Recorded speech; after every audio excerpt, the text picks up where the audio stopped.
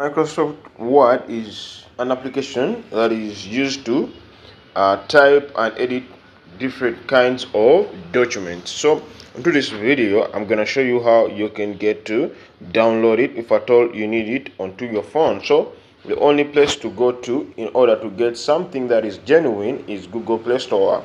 So onto Google Play Store, you get to type in Microsoft Word. Once you're done, the application is over here.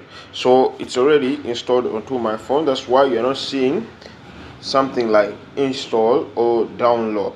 So it's having open because it's already installed. So that's how basically you can get to download and install the Microsoft Word application onto your phone.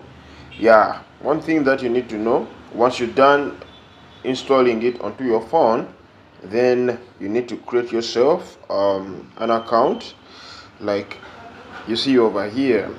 Let me show you.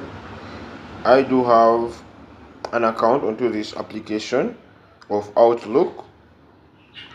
So once you're done downloading and installing it, you need to create yourself an account, and that's it.